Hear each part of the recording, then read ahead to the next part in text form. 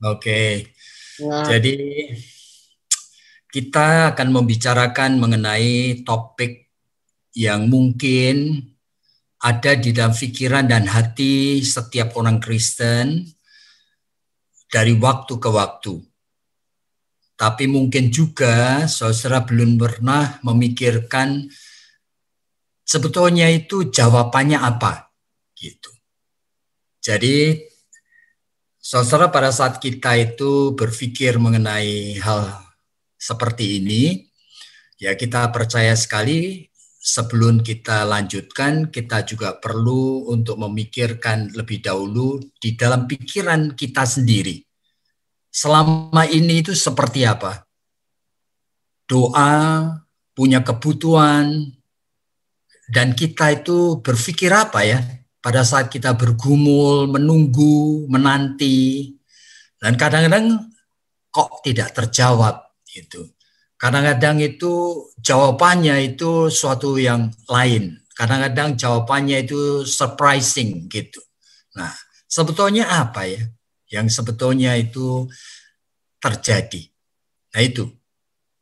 Jadi saudara saya ingin kita itu memikirkan secara bertahap. Yang pertama lebih dahulu saya ingin kita itu aware mengenai ini dulu ya.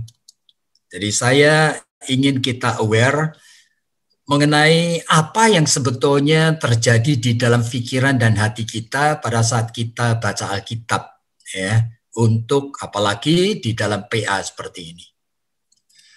Oleh karena apa? Oleh karena yang paling menakutkan itu sebetulnya justru rutinitas.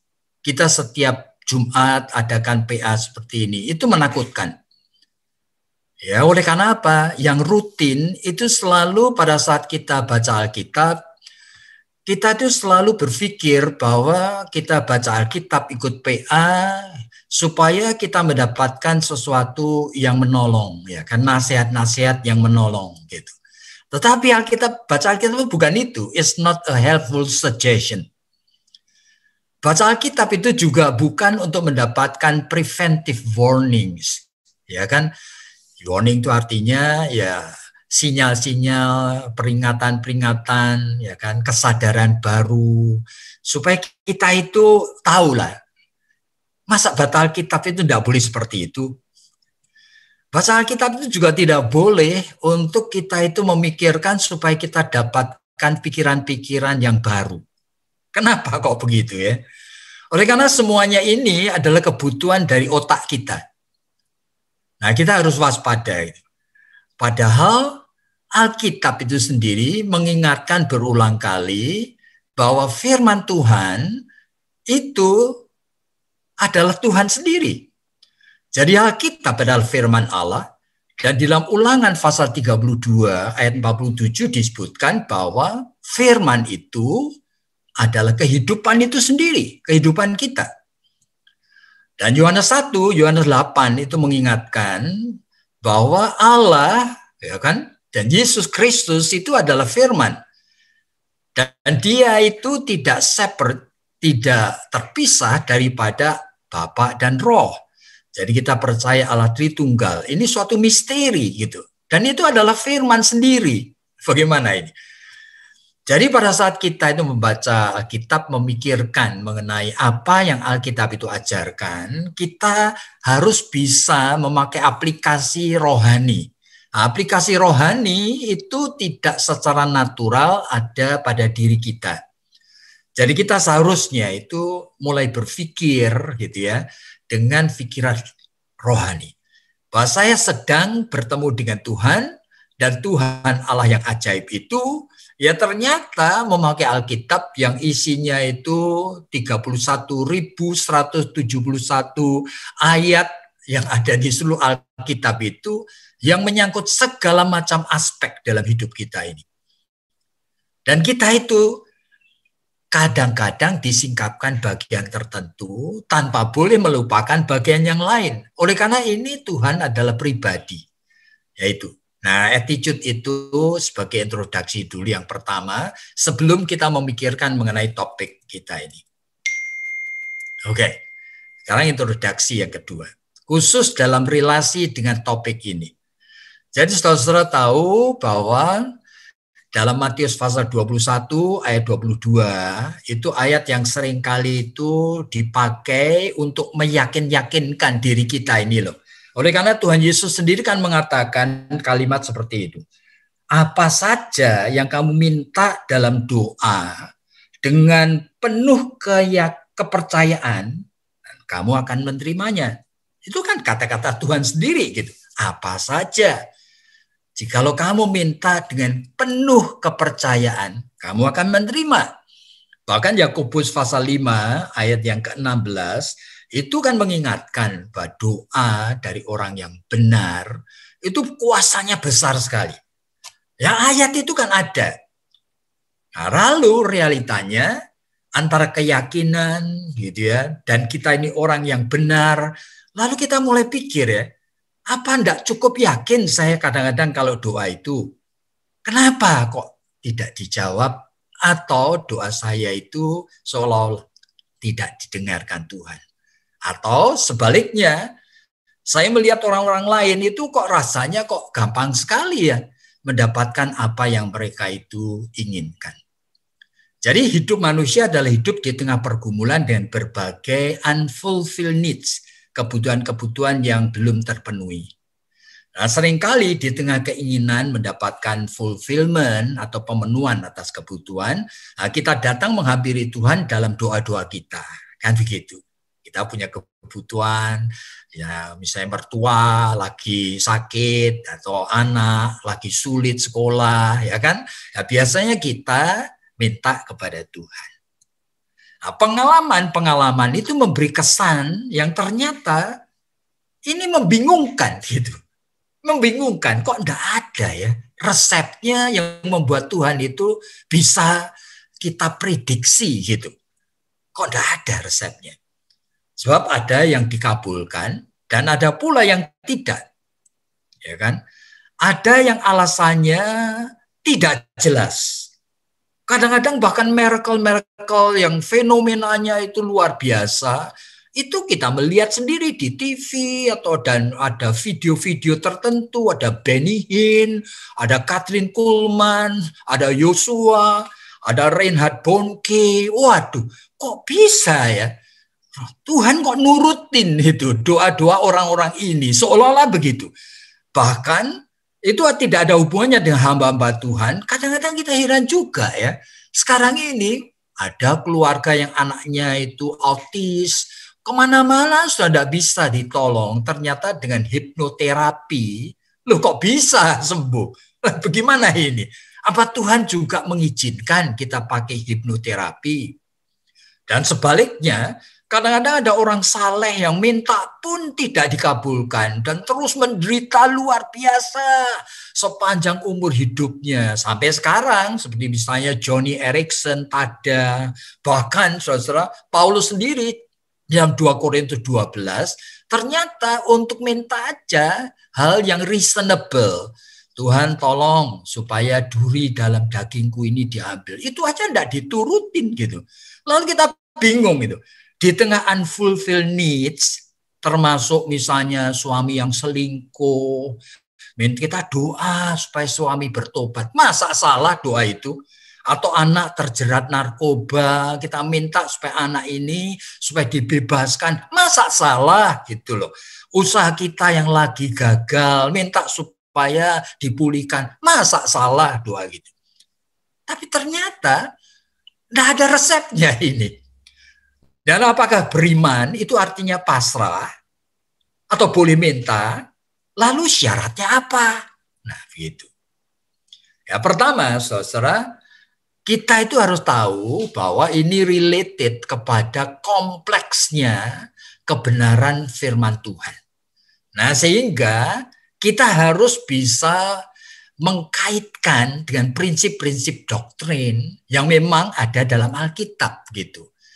Jadi yang pertama, saya ingin supaya saudara memahami bahwa bicara mengenai doa ini, ya saya terpaksa mengkaitkan dengan apa yang mungkin pernah saudara dengar, yaitu konsep yang pernah saya jelaskan mengenai providensia Allah.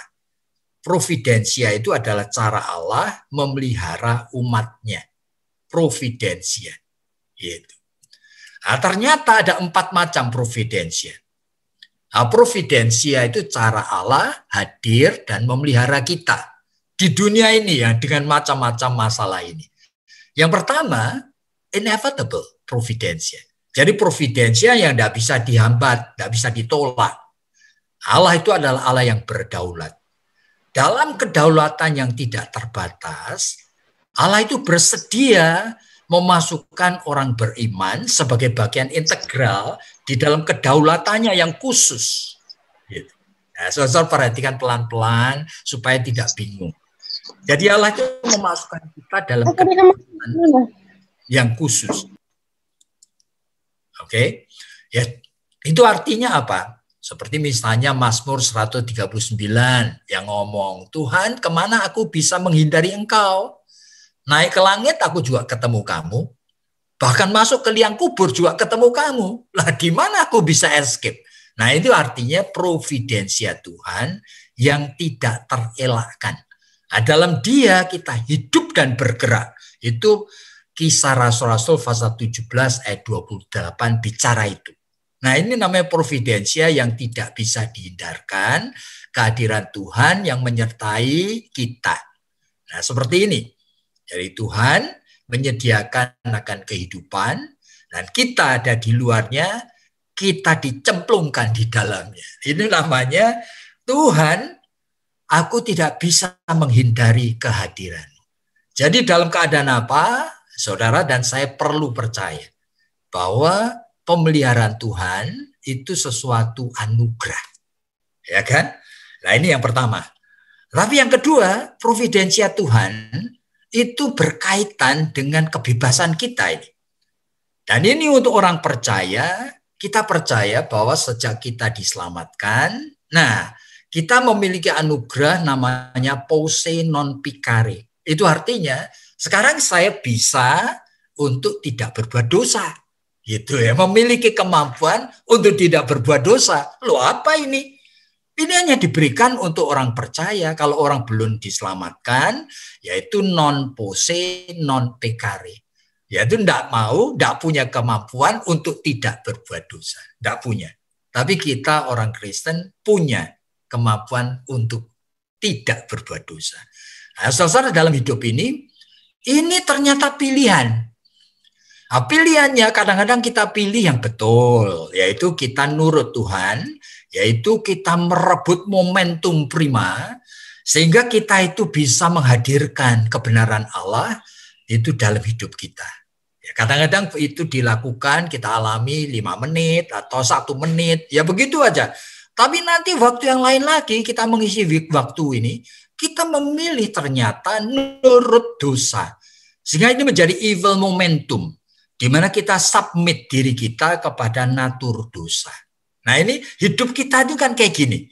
Dipenuhi dengan variabel kombinasi antara kita berhasil dan kita gagal. Oke. Nah saudara tahu aja. Setiap momen dalam hidup ini, setiap detik, kita ini sebetulnya hanya bisa mengisi dengan satu hal. Setiap detiknya. Dan kadang-kadang kita sudah lewat mengisi keliru ini. Ya kan? Kita sudah berbuat dosa ini. Lalu bagaimana? Aneh sekali. Providensia Tuhan ini tidak pernah menjadi lumpuh oleh karena dosa kita. Aneh sekali. Sehingga kalaupun kita sudah pernah berbuat dosa yang grievous gitu ya, itu seolah-olah momentum itu kita bisa ulang melalui pertobatan. Nah inilah. Sehingga seolah-olah kita ini diperbarui lagi, seolah-olah berlepotan dengan dosa tadi sudah dibersihkan lagi. Nah ini providensia Tuhan, selalu perlu hati-hati. Tahu dulu ini. Oke, Bapak Tuhan melakukan seperti ini. Tapi ini baru yang kedua.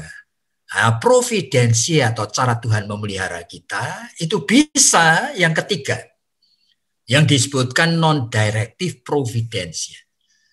Jadi Tuhan ternyata kadang-kadang memeliharanya secara tidak langsung. Oleh karena apa? Oleh karena kita hidup di dunia yang memang berdosa dan kita menghidupi tubuh darah daging yang berdosa. Nah, sehingga kita perlu waspada di dalam hidup di tengah waktu yang namanya kronos kita ini, ya kan, di waktu kronos kita diingatkan bahwa kita hidup di dalam waktu yang jahat. Oleh karena apa? Dunia ini jatuh dalam dosa dan kita pun orang berdosa. Nah, sehingga hidup di dalam dunia seperti ini, Tuhan itu bukan penyebab satu-satunya lagi. Jadi jangan saudara pikir kalau aku itu menikah dengan si A, ya kan? Oh, karena Tuhan ngaturnya begitu. Loh, enggak begitu, saudara.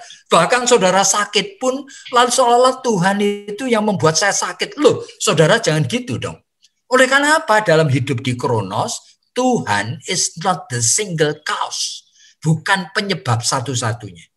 Ya, meskipun di dalam kronos ini Tuhan memberikan yang pertama kehendaknya, God's will.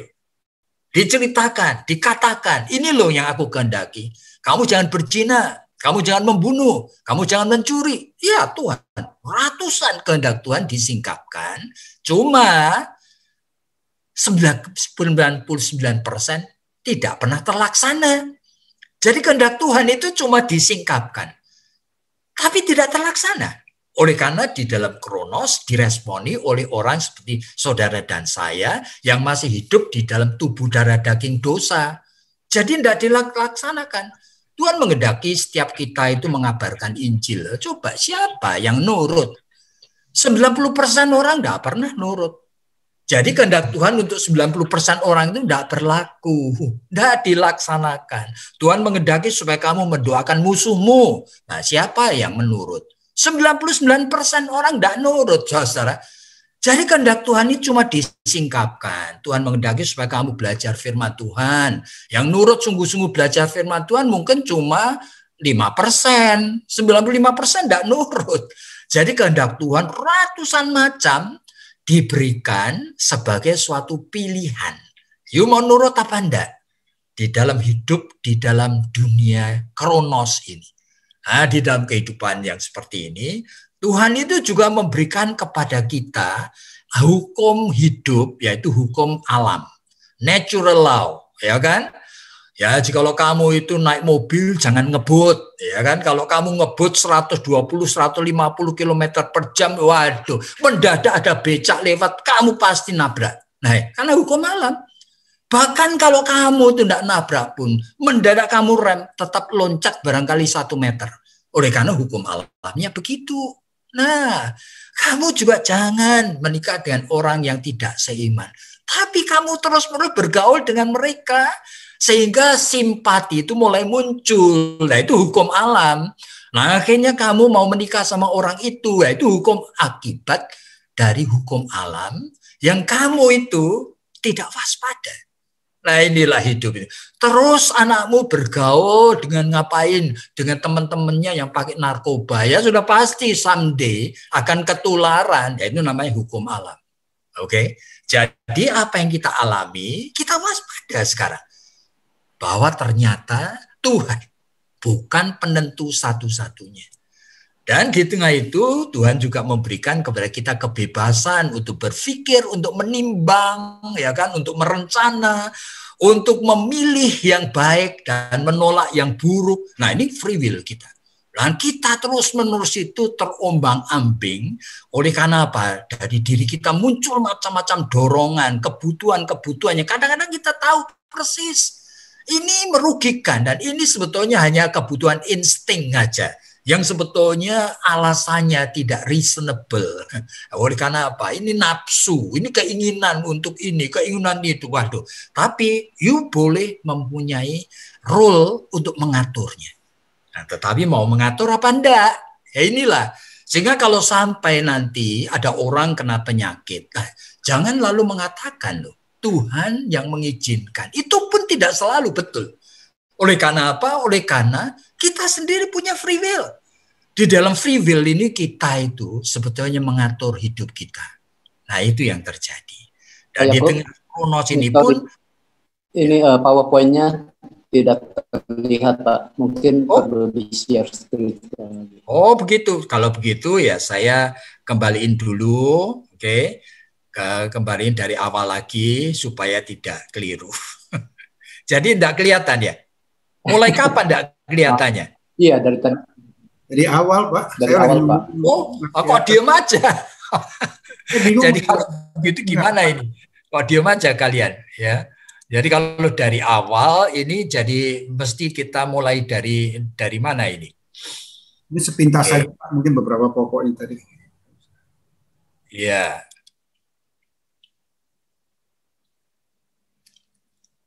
Waduh, saya dari providensia Allah aja ada 4, Pak. Ya, oke.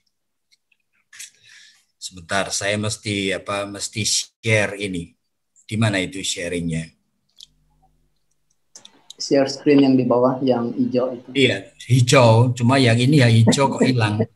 Jadi saya akan buang dulu ini ya, supaya kelihatan join meeting. Ini. Wah, sorry cara betul. Allah memelihara. Bisa lihat ya?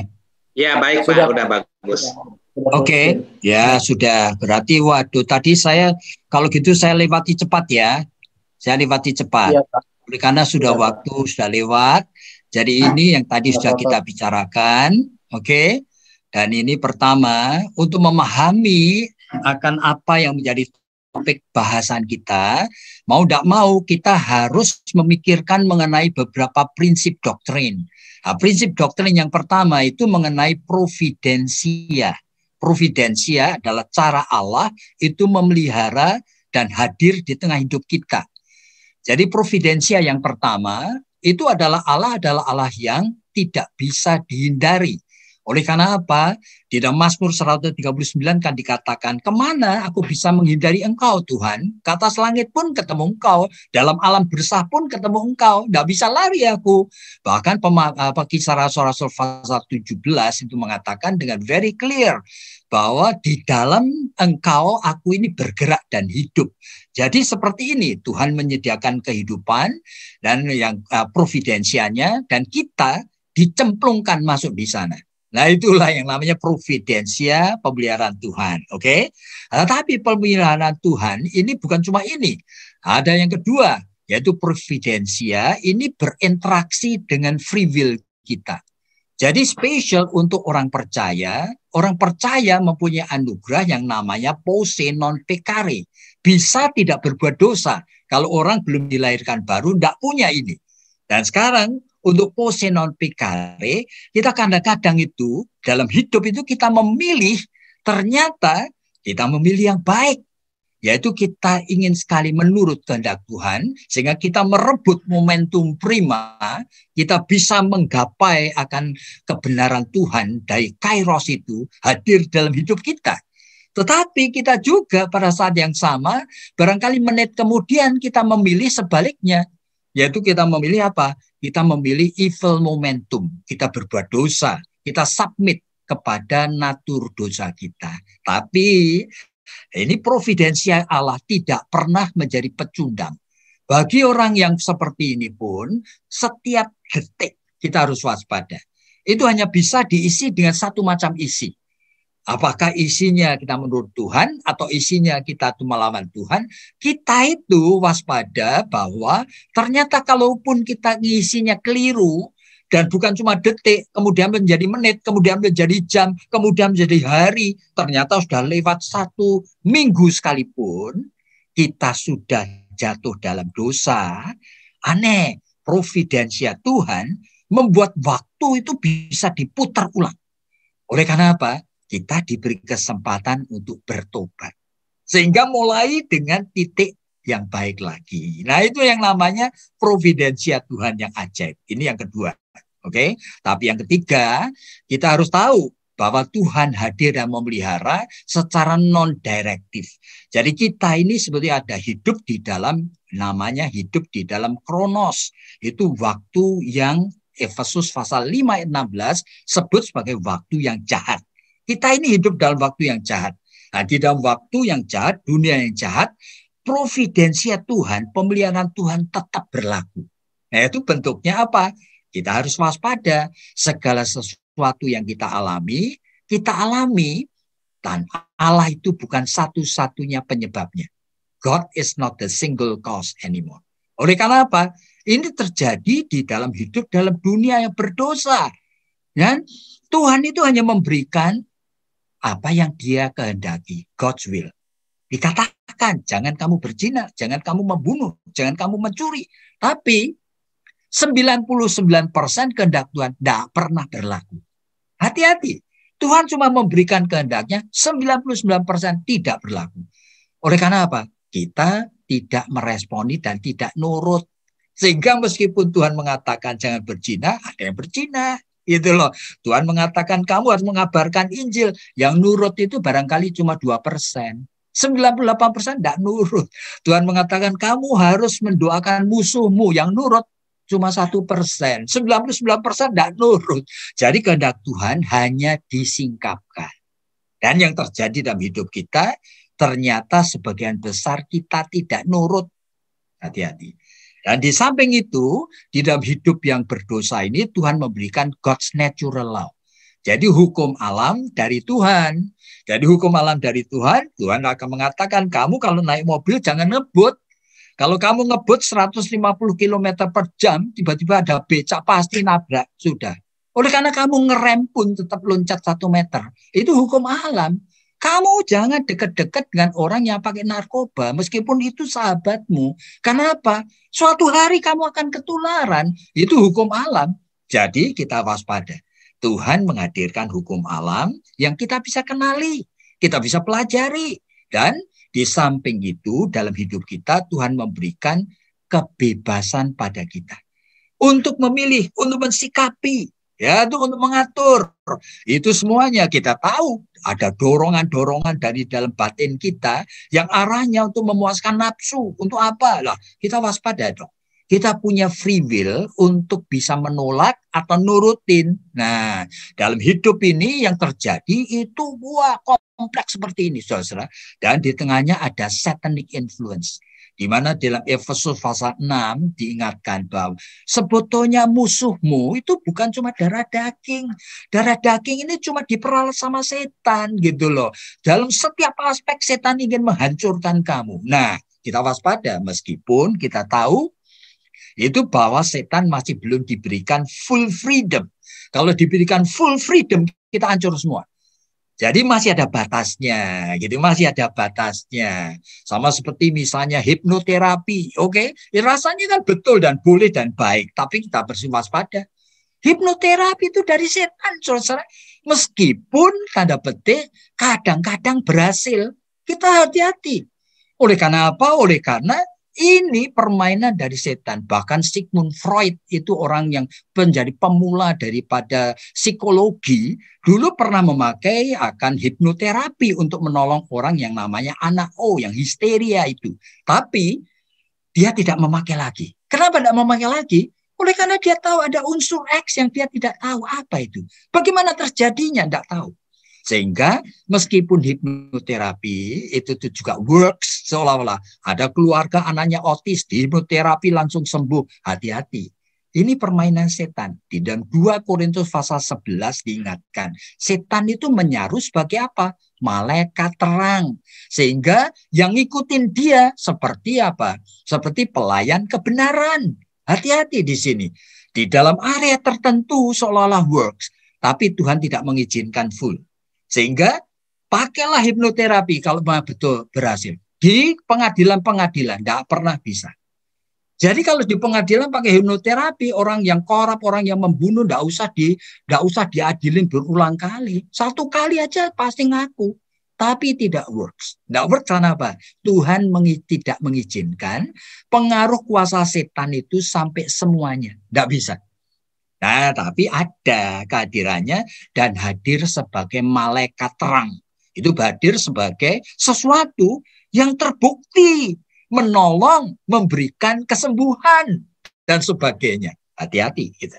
Nah, di tengah hidup yang kompleks seperti ini.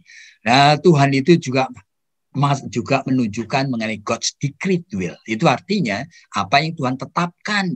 Seperti misalnya tadi, setan itu kalaupun juga punya kuasa, Tuhan tidak memberikan kebebasan yang full. Jadi itu, Tuhan juga mengatakan aku itu akan datang kembali. Sudah pasti dia akan datang kembali. Itu God's decreed will. Dan yang terakhir adalah God intervention. Itu artinya Tuhan juga memberikan intervensi. Di tengah kondisi yang kacau, jangan sampai kehidupan dalam Kronos itu menenggelamkan dan menghancurkan anak-anak Tuhan yang sudah diselamatkan. Sehingga God kadang-kadang memberikan intervention. Nah sekarang, dalam masalah God intervention ini, saudara lihat dua contoh seperti ini. Oke? Saya cuma memberi contoh saja. Nah, di dalam intervensi, kadang-kadang itu ada kasus-kasus seperti ini. Saya ada seorang gadis usianya 16 tahun, dia lagi pacaran. Luar biasa dia cintanya kepada pacarnya, tetapi pacar laki-laki ini, dia kemudian dikirim ayahnya ke Amerika, studio. Bulan pertama masih kirim surat, masih HP, masih ngomong-ngomong, masih Skype, ya kan. Ternyata bulan kedua, bulan ketiga mulai jarang.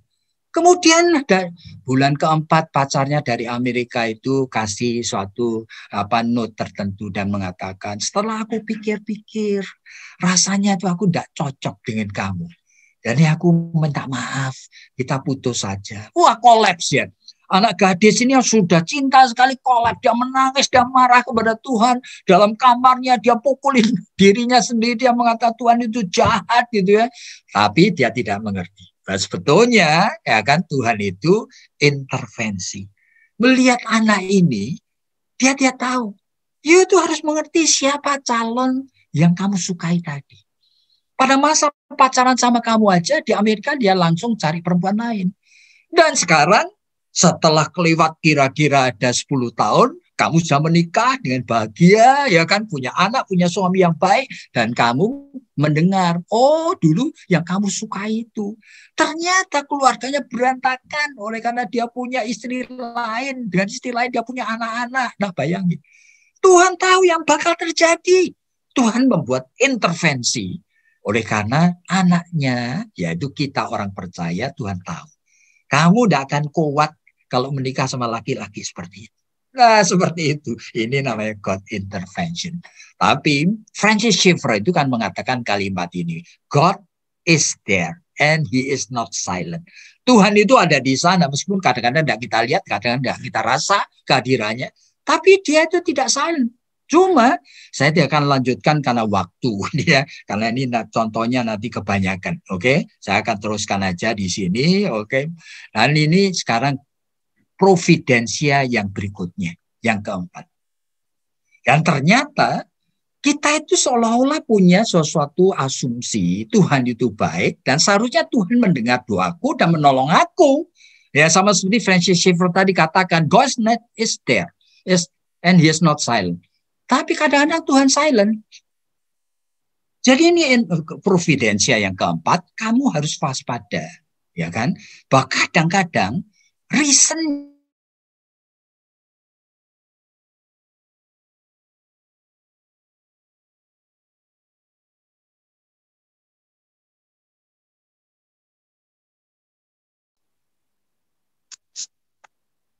membawa kita ke dalam pencobaan. Masa iya? Iya. Oleh karena apa kita lihat misalnya saja di dalam Matius pasal yang ke-6 itu Tuhan kan ingatkan pada saat mengajarin mengenai doa. Jikalau kamu doa ya kan katakan kepada Tuhan, Bapa kami yang di surga, diperkuduskanlah namamu, lalu bla bla bla bla bla sampai kemudian mengatakan kalimat seperti ini, jangan bawa aku dalam pencobaan. Berarti Tuhan bisa bawa dalam pencobaan enggak? Bisa. Padahal dalam Yakobus pasal yang 1 ayat yang ketiga dia sendiri mengatakan loh, Tuhan tidak pernah mencobai kita, tapi realita membaca Alkitab, saudara harus tahu bahwa ternyata ada bagian Alkitab yang lain yang ternyata reveal akan unpredictability dari Allah. Allah yang kadang-kadang kita tidak bisa pahami. Lukas pasal 22 kepada Petrus Tuhan mengatakan, Petrus ingat ya, iblis saat ini sedang begging, meminta, ingin menampi kamu seperti gandum. Nah ini, Ini kata-kata dari Tuhan. Dan Tuhan mengizinkan. Aneh sekali. Dan kadang-kadang ada realitas seperti ini yang kita perlu waspadai. Jadi di dalam providensia pemeliharaan dan kehadiran Tuhan, kita kadang-kadang melihat tingkah laku Tuhan sesuai dengan bijaksananya, kadang-kadang justru melakukan hal yang kita itu tidak bisa terima. Yaitu dia membawa dalam pencobaan. Aneh sekali kepada Ayub, dia juga begitu. Bahkan kadang-kadang Tuhan melakukan surprise. Yaitu apa? Menyingkapkan akan izin dan tingkah laku Tuhan yang kita sangat tidak sukai. Sama seperti yang dialami oleh Habakuk. Sampai dia ngomong, masa sih Tuhan yang membawa akan bangsa Kasdim untuk menghancurkan Bait Allah dan menghancurkan Yerusalem itu, engkau sendiri? Jawaban Tuhan adalah, aku sendiri yang membawa. Luar biasa. Gak bisa tidak terima. Nah, ini adalah hal yang kita perlu waspadai. Kemudian bahkan Tuhan itu tidak konsisten. Kadang-kadang dia itu bahkan itu tidak fair dalam hidup kita. Kepada orang-orang tertentu, Tuhan itu begitu lenient, baik. Tapi kepada orang lain seperti Yudas, seperti Saul, Tuhan itu seolah-olah kesabarannya pendek sekali. Saya tidak bisa mengerti. Oleh karena apa? Dia adalah Allah yang hidup. Yang kebijaksanaannya kita tidak bisa pahami, bahkan 1/100, 1/1000-nya kita tidak bisa pahami. He is holy other. Dia adalah Allah yang sama sekali, tanda petik, tidak seperti apa yang kita pikirkan. Nah inilah, tugas kita itu hanya nurut dan percaya. Oke, ini bagian yang pertama, saudara. Kita sedang bicara mengenai doa. Ya kan? Apakah ada syarat doa itu dikabulkan apa enggak? Tapi pertanyaan doa mengenai doa ini tidak mungkin terjawab dengan baik jikalau sudah tidak mengerti akan realita siapa Tuhan, bagaimana dia hadir di dalam hidupmu, bagaimana dia melibatkan dirinya dengan hidupmu. Nah ini bagian yang pertama. Sekarang bagian yang kedua, di tengah kompleksnya providensia, yaitu cara Allah hadir, melibatkan, dan sebagainya. Kita perlu tahu. Yang kedua ini ya, kita perlu tahu apa? Bahwa anugerah Allah yang terbesar. Seringkali justru kita tidak mau. Kita itu lagi bicara mengenai doa. Doa itu kan permintaan kita, kebutuhan kita. Dan kita inginkan itu. Tapi kita kadang-kadang lupa. Yang Tuhan itu sediakan untuk kita, yang paling baik justru kita tidak mau. Jadi Filipensi itu menuliskan sesuatu yang menarik sekali. Gift nobody want.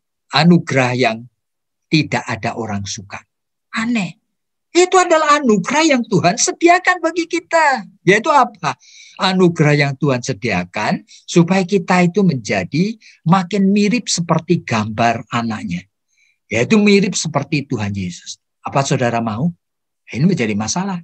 Oleh karena ternyata ini tidak selalu merupakan sesuatu yang kita inginkan. Kita hanya ingin berkatnya saja. Tapi kita tidak ingin untuk mendapat anugerah yang terbesar tadi. Untuk dibentuk menjadi serupa dengan gambar anaknya. Ya, sehingga kalau sampai ada orang-orang yang mulai bisa mengerti dan kita sendiri sudah belajar puluhan kali dari orang tersebut, kita tetap juga takut untuk masuk ke sana. Seperti Paulus, misalnya di dalam Filipi itu sampai mengatakan kalimat ini, yang ku kehendaki adalah menjadi serupa dengan Kristus dalam kematiannya, dalam kebangkitannya. Bayangin. Jadi saya kalau ditanya, saya enggak, belum mau, belum bisa. Saya minta seperti itu. Padahal itu anugerah terbesar.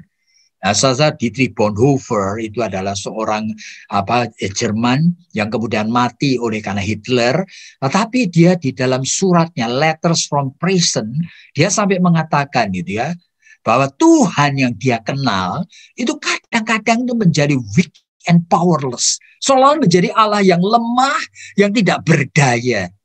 Tetapi dia tuh tahu satu hal. Tetapi apa yang dia lakukan, itu adalah cara Allah yang terbaik untuk menyertai aku. Dengan seolah-olah tidak peduli terhadap aku. Seolah-olah itu meninggalkan aku. Adalah cara yang terbaik sebetulnya dia menyertai aku. Itu ajaib sekali. Nah, di tengah providensia, Tuhan memelihara kita dari yang jahat. Ya kan? Di dalam Yohanes pasal 17, dari dosa yang hadir. Oleh karena Tuhan, providensianya, penyertaan dan memeliharanya, bukan memanjakan kita. Tuhan ingin dalam hidup kita yang sementara, di dalam Yohanes pasal 17, kamu hidup di dunia ini sementara. Meskipun dunia ini bukan tempatmu, kamu bukan milik dunia lagi. Tetapi Tuhan ingin di dalam doanya kepada Bapaknya, lindungi anak-anakku dari yang jahat. Ya itu aja. Berarti saudara tahu kenapa kita masih hidup di dunia meskipun kita sudah diselamatkan. Kalau kita tujuannya supaya selamat toh, ya langsung habis diselamatkan kita dibawa naik ke surga dong. Tapi Tuhan tidak. Memang menempatkan kita di dunia, meskipun dia tahu dunia ini jahat, dunia itu penuh dengan dosa. Oleh karena apa? Dia ingin supaya kita menjadi pemenang-pemenang. Ya, sebagai anak-anak yang bisa mendemonstrasikan kemenangan darah Kristus, salib Kristus di dalam kehidupan ini. Oke? Jadi inti providensia dari Tuhan adalah membebaskan kita dari dosa. Sekarang selanjutnya. Nah, untuk itu, kita harus tahu bagaimana kita dapat menghargai yang Allah itu sediakan. Oleh sebab itu kita perlu kenal prinsip yang kedua sekarang. Jadi kalau saudara tadi sudah ngerti, ya kan? Ini saya punya pikiran pada saat saya doa, yaitu apa? Untuk mendapatkan apa yang aku mau. Tetapi kita kadang-kadang lupa, ya kan? Bahwa kita mendapatkan anugerah terbesar yang disediakan yang kadang-kadang kita tidak mau. Nah, untuk bagaimana kita menyesuaikan diri dengan apa yang Tuhan sediakan, oleh karena tugas dari PA adalah apa? Supaya kita kenal dia, mengasihi dia. Berarti kita itu belajar menyesuaikan diri dengan dia. Ya, nah untuk itu perlu tahu, memahami bagaimana kita dapat, tanda petik, mengalami Allah kehadirannya dan kita menjadi orang yang diperkenan olehnya. Bagaimana sekarang? Nah, di sini kita baru berpikir mengenai syarat-syarat yang kita harus penuhi. Oke, yang pertama, saudara perhatikan akan Efesus pasal 2 ayatnya ke-8. Saudara, Efesus pasal 2 ayatnya ke-8, itu kalimat dari Paulus mengatakan seperti ini. Yaitu karena kasih karunia, kamu diselamatkan oleh iman. Saya akan ulangi ya. Karena kasih karunia, kamu diselamatkan oleh iman. Kasih karunia itu apa? Kasih karunia itu kelahiran baru. Kasih karunia itu prevenient grace. Kasih karunia itu adalah keselamatan itu sendiri. Yang realitanya, meskipun sudah diberikan, kita tidak tahu di mana hadirnya. Kita tidak bisa merasakan. Oleh karena apa? Di dalam Ibrani pasal 11 kan dikatakan, ya kan? Iman itu apa? Oh, iman itu adalah tanda petik dasar dari segala sesuatu yang kita harapkan, termasuk surga itu, oke? Tapi yang kedua, iman adalah bukti. Bukti dan dikatakan bukan proof, tetapi evidence. Suatu yang bisa ku alami. Bukti dari apa? Bukti daripada apa yang aku tidak lihat. Berarti apa? Berarti bukti pengalaman aku alami bersama dengan Allah yang aku tidak pernah lihat. Nah, kalau saudara hati-hati di sini. Jadi kembali kepada Efesus pasal 2 tadi, di mana kasih karunia memang itu merupakan sesuatu yang dianugerahkan kepada saudara dan saya. Mudah-mudahan saudara sudah terima ini, kelahiran baru. Tapi anugerah kelahiran baru itu sendiri, manusia tidak ngerti. Tidak bisa rasakan. 5 senses kita ini tidak bisa kontak, tidak bisa menyentuh itu. Oleh sebab itu, Allah memberikan anugerah yang kedua. Anugerah yang Allah berikan yang kedua itu iman. Makanya saudara kalau baca Efesus pasal 2 ayatnya ke-8, kalimat itu hati-hati baca. Karena kasih karunia, aku diselamatkan oleh iman. Jadi apa? Ini anugerah kasih karunia, aku tidak bisa ngerti. Keselamatan, kelahiran baru, aku tidak bisa rasakan. Tapi Tuhan memberi anugerah yang kedua. Yaitu anugerah iman yang bisa kamu pakai untuk memakai sarana-sarana yang Tuhan sediakan di dalam tubuh tubuh darah daging kita ini supaya sarana sama rohani tadi membuat saudara bisa mengalami, mengerti, merasakan bahwa saudara dan saya betul sudah dilahirkan baru. Bagaimana caranya? Yaitu memakai yang namanya spiritual means, sarana rohani. Yaitu ada dalam tubuh darah daging kita yang kita bisa pakai. Misalnya aja, Yesus mengatakan bukan, jikalau kamu tidak menjadi seperti anak kecil, kamu tidak akan masuk kerajaan surga loh. Loh, gimana aku bisa jadi anak kecil? Bisa, bisa. Oleh karena Roh Kudus akan menolong kamu bisa mengadopsi childlikeness. Nah, anak kecil itu bukan childishness, bukan. Childlikeness. Itu menjadi seperti anak kecil. Loh, kok bisa? Iya. Mazmur 131. Nah, kan? Daud itu mengatakan apa dalam Mazmur 131? Tuhan, aku kenal diriku. Aku ini seringkali sombong.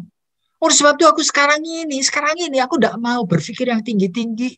Yang wah-wah itu aku tidak mau. Aku hanya ingin menjadi seperti anak yang baru disapi, Tuhan.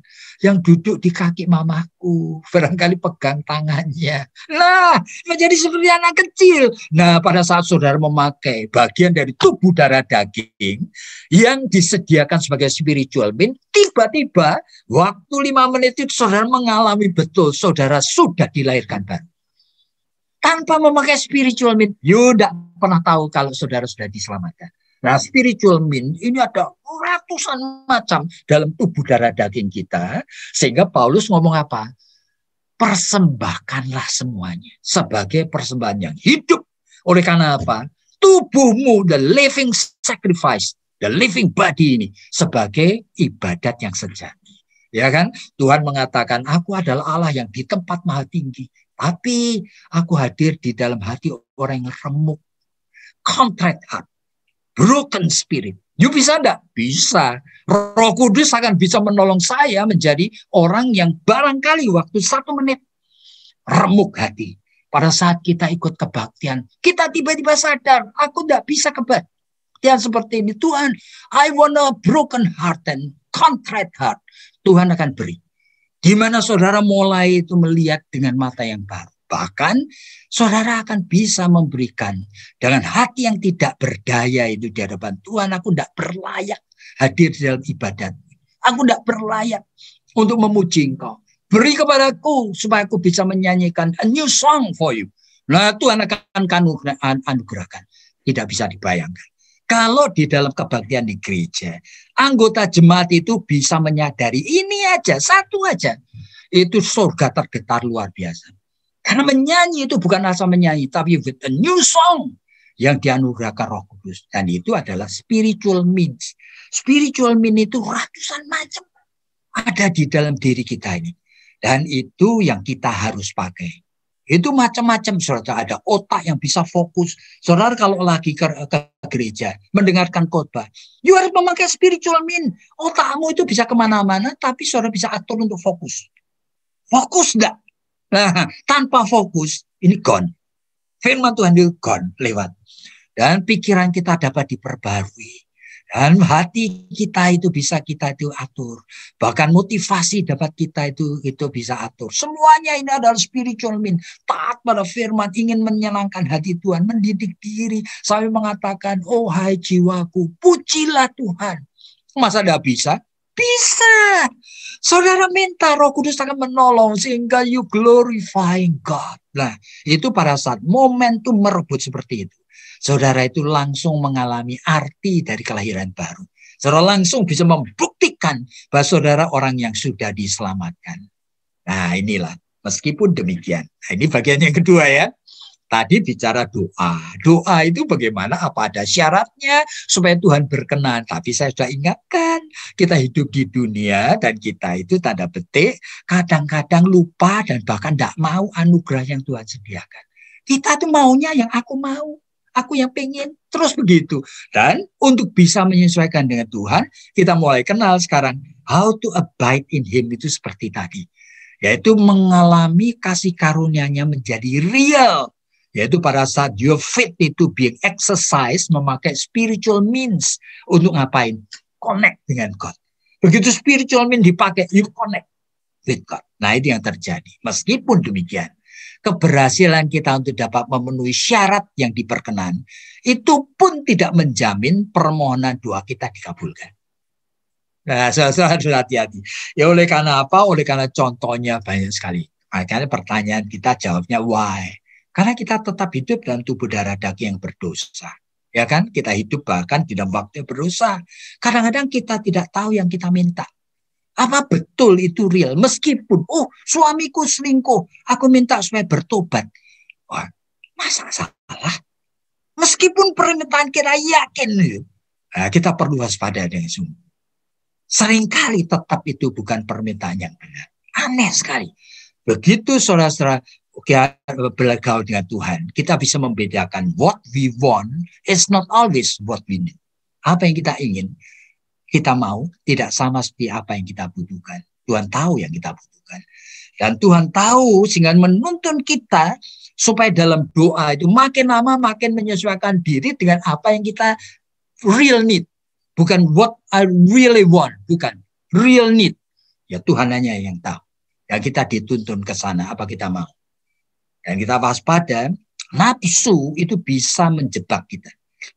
Sehingga kita itu terus ingin, ya kan, seperti anak yang harus bertobat, Tuhan, aku inginkan. Kadang-kadang itu sudah terjebak menjadi nafsu. Dan kadang-kadang Tuhan bisa dipaksa untuk nurutin nafsu. Jadi itu ada di dalam Mazmur 106, bukan? Nah, Mazmur 106 itu mengatakan Tuhan memberikan segala sesuatu yang mereka minta. Itu Israel yang keluar dari Mesir, kemudian di tengah jalan setiap berapa bulan, tiap hari makan mana. Kemudian mengatakan kami muak sama mana. Lalu mau apa? Kami minta daging. Gila. Di tengah padang gurun mau minta daging. Tuhan itu mengatakan, oke, kamu mencobai aku ya. Besok aku akan tiupkan angin dari timur. Jutaan burung puyuh itu akan hinggap di perkemahanmu. Kamu akan makan daging sampai kenyang. Tapi sebagian besar dari kamu akan mati. Bayangin. Jadi anugerah Tuhan kadang-kadang itu karena nafsu Tuhan itu beri loh. Tapi rohani kita itu akan kering. Kita akan mati. Kita hati-hati. Jadi dengan kondisi seperti ini kita waspada. What we want is not always what we need. Yang ketiga sekarang. Jadi antara ketulusan, kebenaran, dan permintaan kita. Dengan kehendak Tuhan, kita sudah tulus sekarang. Kita sudah benar sekarang. Dengan kehendak Tuhan, titik perjumpaannya itu di mana? Yaitu pada saat kita itu diperkenan Dia. Wah, ini sulit ya. Ini teologi ya, saudara perhatikan di sini ya. Saya memberikan kasus ini, yaitu pada saat kita itu beberapa waktu yang lalu. Tanggal 20 yang lalu mulainya ada Omnibus Law, kemudian ada macam-macam itu. Wah, demonstrasi. Saya terus terang aja takut. Oleh karena ditunggangi ini. Dan kemungkinan bisa berhasil oleh karena apa? Didanai sehingga anak-anak turun ke jalan dan sebagainya.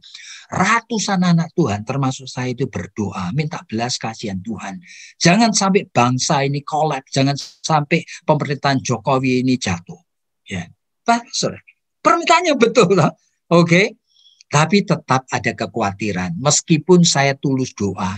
Saya sampai netesan air mata loh. Karena apa? Saya mencintai Jokowi dan saya mencintai pemerintahan ini. Oke, saya minta Tuhan kalau boleh radikalis yang menunggangi dan orang-orang jahat menunggangi supaya tidak lagi punya kekuatan untuk mengatur ini. Tapi dalam hati saya kekhawatiran muncul. Oleh karena apa? Doa saya pun dalam ketulusan ini masih bisa keliru. Kenapa? Doa kita mungkin tidak tepat. Yang kedua, doa kita tidak akan dikabulkan. Oleh karena apa? Oleh karena Tuhan memang mungkin punya rencana membiarkan Indonesia hancur. Itu dalam pikiran saya muncul. Iya. Kenapa buktinya? Lu buktinya zamannya Yeremia, zamannya Habakuk, bahkan umatnya aja dibiarkan hancur kok.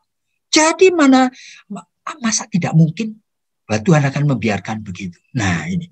Lalu yang muncul yang ketiga, doa kita bisa ditolak.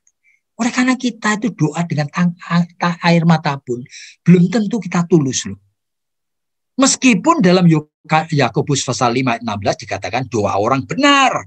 Tapi saya bertanya di dalam diri saya, I'm the right person. Apa saya sudah benar di hadapan Tuhan juga? Dan di dalam Matius 17 ayat 21 kita diingatkan Di belakang semua yang jahat itu kuasa kegelapan. Ingin menghadapi kuasa kegelapan. Ada pertanyaan, apakah kamu doa dan puasa? Saya kaget.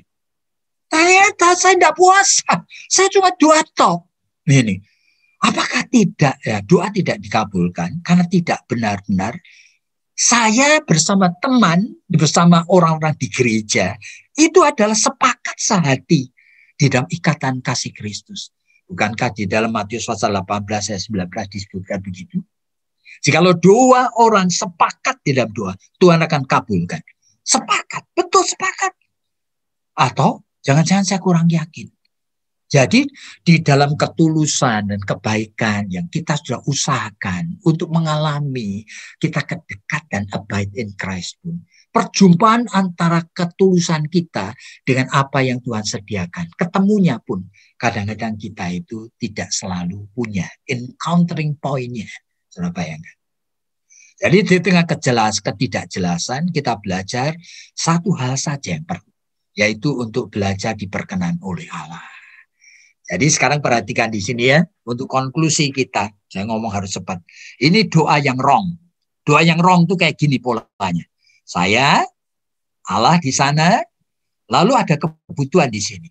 Doa yang wrong, yang salah itu ngapain? Saya melihat kebutuhan saya. Saya minta kepada Tuhan, supaya Tuhan memberi pada saya. Ini pola doa yang kita pakai. Kemana-mana terus-menerus kayak gini. That's wrong. Kenapa? Fokusnya saya dan kepentingan saya yang terpenuhi. Tuhan saya peralat untuk menjadi sarana memenuhinya. Itu yang wrong. Tapi doa yang betul ini seperti ini polanya. Ini yang wrong. 1, 2, 3 geraknya. Tapi yang betul itu right prayer. Saya di sini. Tuhan di situ. Sebelum ada kebutuhan, saya memang suka bergaul sama Tuhan. Nah inilah. Jadi apart from the need yang nanti akan muncul. Saya sebetulnya sudah bergaul sama Tuhan. Nah sekarang kalau ada kebutuhan, saya itu kemudian mulai berinteraksi dengan kebutuhan itu. Dan saya membawa kebutuhan kepada Tuhan. Melalui kondisi di mana saya bergaul dengan dia. Dan akibatnya apa? Dia akan memberikan respon. Responnya ngapain? Menuntun saya melihat kebenaran, dibawa kepada Tuhan sekarang supaya Tuhan mengabulkan. Jikalau sesuai dengan kehendak.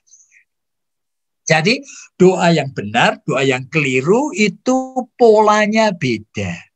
Jadi harusnya fokus kita itu kepada pengenalan pergaulan dengan Tuhan. Karena dialah saja yang kita inginkan. Lebih dari dia, sebetulnya itu menjadi sekunder. Oke? Jadi doa yang benar adalah doa yang dituntun Roh Kudus. Sehingga bukan need fulfillment orientationnya. Tetapi encountering with God. Makin lama secara progresif itu kita makin dekat. Dan kita diubahkan. Soren Kierkegaard itu mengatakan, yang terjadi dalam doa orang benar, mula-mula adalah orang itu yang diubahkan. Baru dia nanti bisa melihat kebutuhannya dengan pikiran dan perasaan dari Kristus. Nah, saudara, Soren Kierkegaard itu tidak semuanya teologianya saya setuju. Tapi dalam hal ini bagus sekali. Jadi doa yang benar mengubah kita dulu. Sehingga kita punya pikiran dan perasaan seperti Kristus dalam melihat kebutuhan yang ada di depan kita. Tapi kita berubah dulu. Gitu. Jadi permintaan dan kebutuhan kita hanyalah konteks. Kita punya misalnya sakit, lalu kita ingin doa. Itu hanya sarana di mana yang Tuhan sediakan supaya kita belajar encountering dengan Dia. Belajar untuk bisa mengalami perjumpaan dengan Dia. Oke? Jadi apakah lalu kita tidak perlu seriously itu dealing dengan kebutuhan? Kalau kita sakit lalu kita itu kalau doa itu asal-asalan kan enggak gitu. Oleh karena bagian daripada responsibility kita. Kita sakit ya perlu doa. Ya, papa saya lagi bankrupt, saya minta doa dengan cucuran air mati. Anak saya yang lagi kesulitan, saya doa juga dengan air mati. Itu tanggung jawab saya. Tuhan menginginkan kita itu mengekspresikan akan tanggung jawab saya. Tapi ada tapinya. Di tengah pergumulan tersebut kita seharusnya itu menempatkan, melihat kesempatan bahwa doa itu kesempatan encountering. Dan pergumulan dan kebutuhan itu hanya konteks yang kita itu yang menjadi min sarana yang Tuhan sediakan untuk kita itu bisa melatih iman kita. Jadi saudara, ada kebutuhan apa saja Tuhan izinkan, tapi menjadi sarana untuk melatih akan iman kita. Kita belajar tidak terjebak untuk memaksa Tuhan dan kebutuhan kita. Kita belajar percaya Tuhan menyertai kita dan menyediakan yang terbaik bagi kita. Oke? Ada puluhan aspek yang Tuhan sediakan. Sehingga yang terakhir akan tiba saatnya. Pertanyaan yang kita tanyakan, adakah syarat supaya doa dikabulkan? Sudah bukan lagi pertanyaan. Karena kita sudah menerima sufficient grace, yaitu keselamatan dan pengenalan pada Allah, itu sudah cukup. Melebihi dari segala-galanya. Sehingga plus Tuhan menyediakan efficient grace. Roh Kudus itu bisa leluasa, efisien untuk bekerja di dalam hidup kita. Dan kita hidup sebagai anak Tuhan yang diberkenan Tuhan. Nah, mudah-mudahan melalui sharing seperti ini, saudara itu menangkap beberapa hal. Ya kan? Saya konklusikan aja. Mau berdoa dengan pikiran, adakah syarat supaya doa dikabulkan? Itu jangan kita lupa. Karena lahir itu dari pikiran untuk berdoa yang keliru. Oleh karena kita itu lupa. Tuhan sebetulnya menyediakan anugerah terbesar di dalam hidup ini. Yang kita kadang-kadang tidak mau. Di dalam providensia Tuhan, Tuhan memang memelihara kita. Tetapi Tuhan juga tidak memakai 1-2 hukum saja di dalam providensia memelihara kita. Tuhan ternyata adalah Allah yang secara dinamis berinteraksi dengan kita. Dan membawa kita masuk di dalam proses mudah-mudahan kita nurut. Makin serupa dengan gambar Kristus. Nah di tengah itu makin lama kita sebenarnya tidak perlu lagi. Sebetulnya resepi. Gimana caranya doa supaya Tuhan nurut. Sebetulnya tidak kita butuhkan lagi.